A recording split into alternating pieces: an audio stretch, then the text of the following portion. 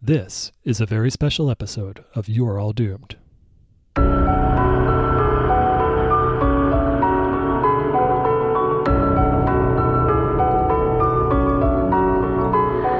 Welcome back to You're All Doomed, the podcast that slices and dices its way through the Friday the 13th movies 13 minutes at a time. I'm Brian. I'm Greggy the Reckless. And this is a special mini episode coming out right after the end of season 7 because we've mentioned it before, but some of you may not know that Brian and I live in different cities. And so... contrary to popular belief, we do not live together. Right. I mean, I can see why you would think so, but we don't. We live about 300 miles apart. And so what we've done in the past is every few months we get together. Sometimes it's we've met up in Indianapolis. We've traveled back and to each other's places and done it. But we get together every few months and we try to record 2 seasons so that we always have one in the hopper, and we're not always trying to play catch up. Brian, right after season 6 ended, during this COVID quarantine, as of this recording, Brian had the really good suggestion of going ahead and releasing season 7 early, which was great. And we got some really nice feedback from some of the listeners. So thank you for that. And that was a really good idea. But what it means is now we don't have one sitting in the hopper like we would prefer to. Our original plan, and the plan that we're still expecting to have happen, is that we will get together in late July or early August and record our next 2 seasons, which will be 8 and 9. But if for some reason there's another lockdown or travel restrictions come up again, we wanted to try a little bit of a test run on getting together over Zoom and recording remotely if that becomes necessary. We both, I think you've used Zoom at work. I have too. But it's something that we haven't really wanted to do yet.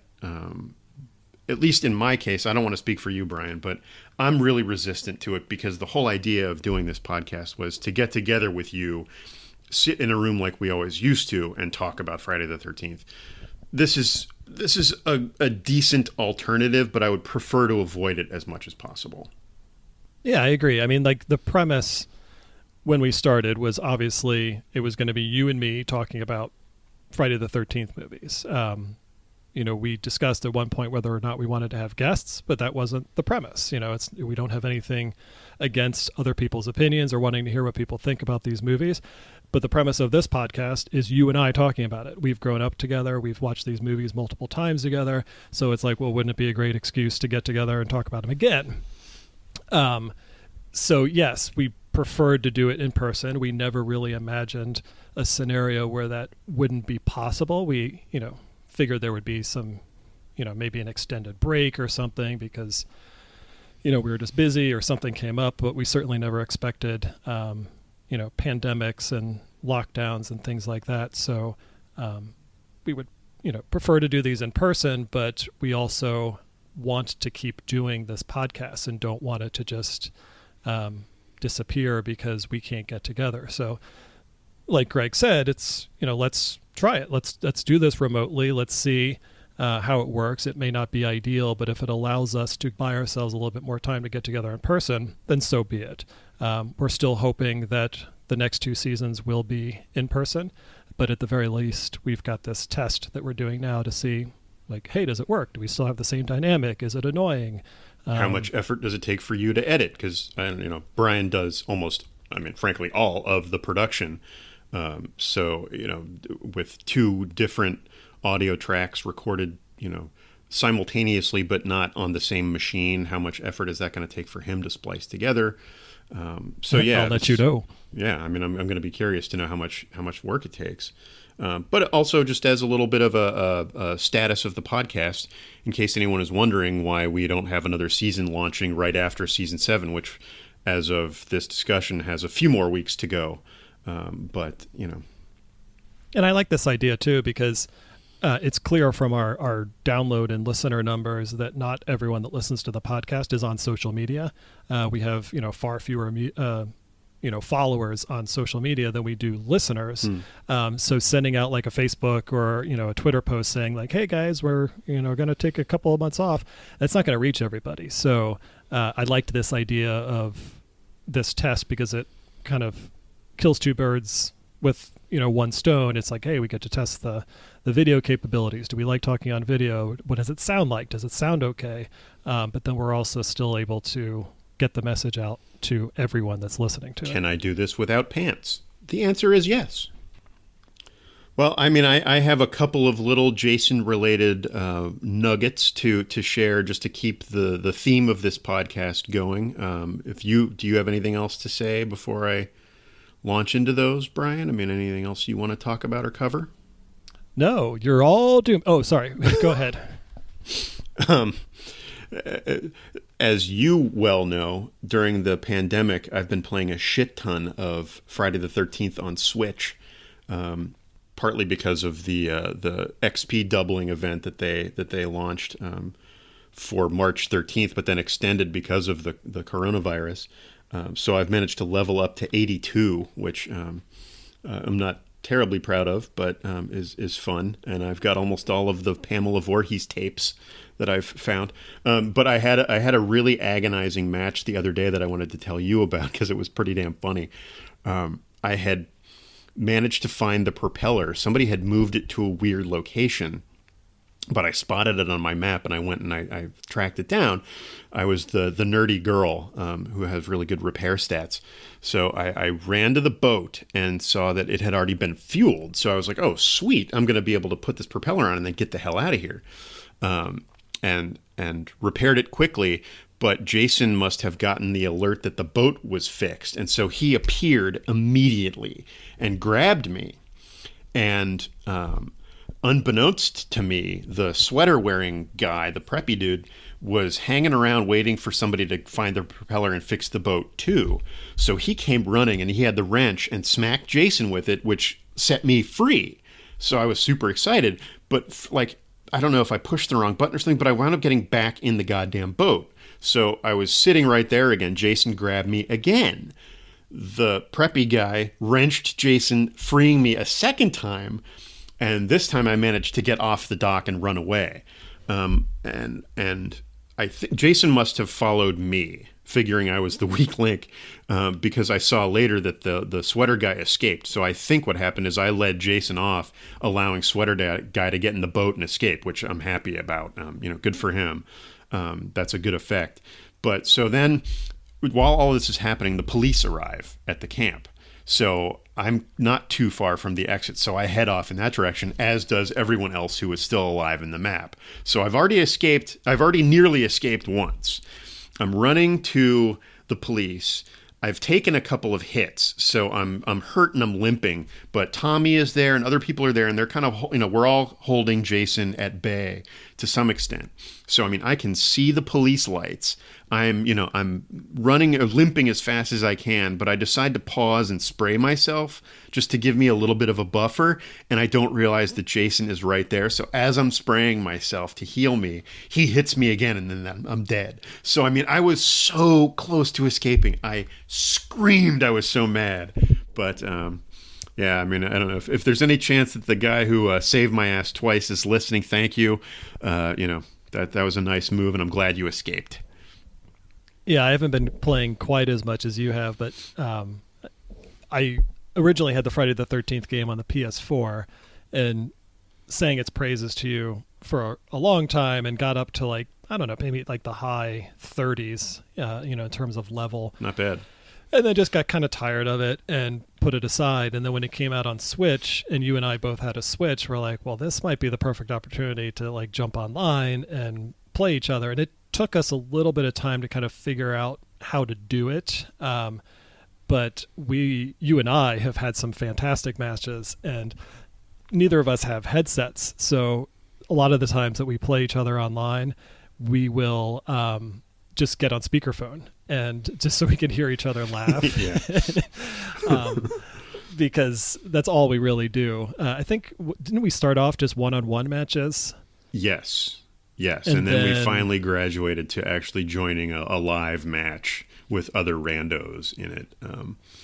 But yeah, it's still so damn funny when I manage to, stumble upon you in the camp and we we get on the phone and we're trying to do shit, and you've saved me a couple times and vice versa.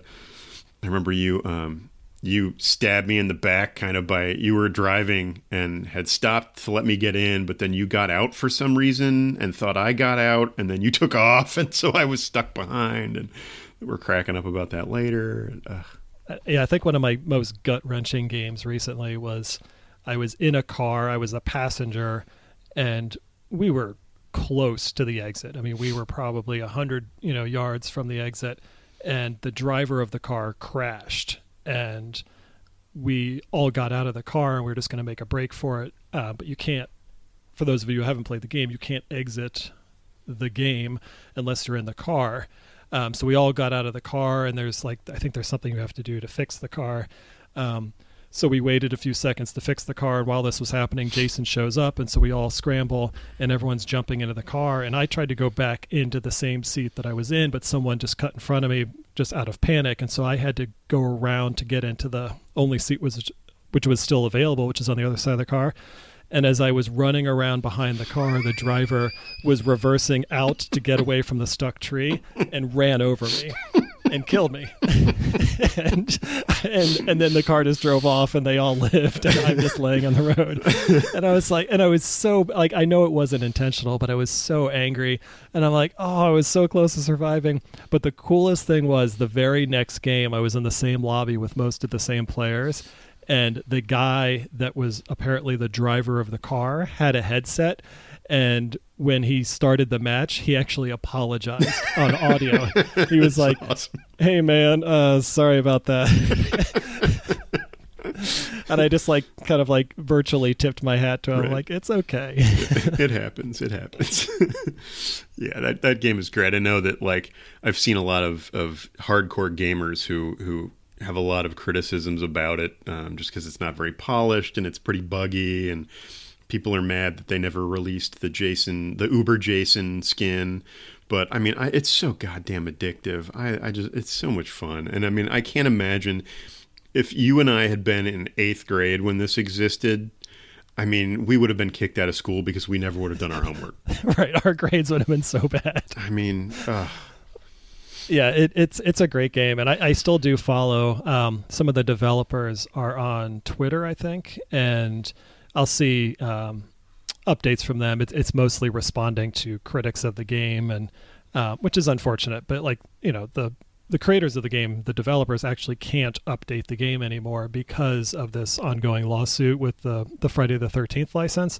So that's why you're not seeing new content, and I think they're still fixing bugs and things like that. But there's just not a lot of improvements or new maps or anything like that because they just can't do it. And then I was reading somewhere that because there's rumblings that this lawsuit over the Friday the 13th license might actually get resolved this summer.